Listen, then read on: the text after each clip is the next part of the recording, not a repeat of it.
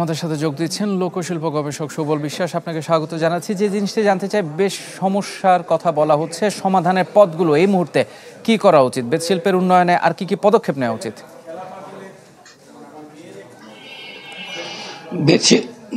বেতশিল্পের উন্নয়নের জন্য এই কারিগরকে উদ্বুদ্ধ করতে হবে।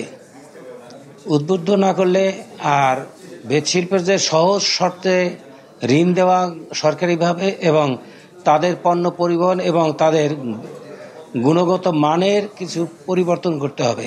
যদি প্রতিযোগিতায় টিকতে হয় তাহলে তাদের এই প্রতিযোগিতায় অবশ্যই সরকারের সাথে সম্পৃক্ততা রাখতে হবে এবং তাদেরকে প্রশিক্ষণের মাধ্যমে এই সকল শিল্পীদেরকে আবার নতুন করে এই পেশায় ফিরিয়ে আনা সম্ভব। রপ্তানি বাজারের কি করা উচিত? রপ্তানি বাজারে এগুলো যদি গুণগত মান ভালো হয় তাহলে অবশ্যই এগুলো রপ্তানি করা সম্ভব।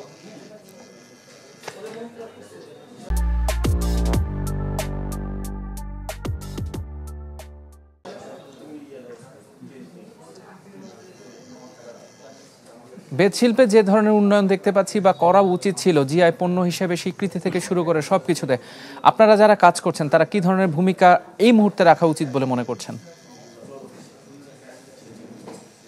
আমরা মনে করি যে আমাদের এই কারিগর যারা আছে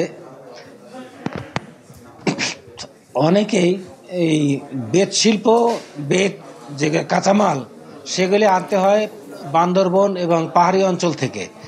তা পাহাড়ি অঞ্চল থেকে আনতে তাদের যে খরচ হয় সেই খরচ দিয়ে আর যে মাল প্রোডাকশন হয় সেই প্রোডাকশন দিয়ে তাদের খরচ হয় না। আগে যেভাবে মালের যে দাম হতো, শৌখিন ব্যক্তি যারা ছিলেন, মানে শৌখিন পরিবার, তারা এই বেতশিল্পের পণ্য ব্যবহার করতেন। এখন এই প্লাস্টিকের যে পণ্যর পাশাপাশি আধুনিকতার ছোঁয়ার জন্য এই লোক প্রযুক্তিগুলো আস্তে আস্তে ধীরে ধীরে কমে যাচ্ছে। এগুলো টিকিয়ে রাখতে হলে সরকারি উদ্যোগটা আমাদের বেশি প্রয়োজন।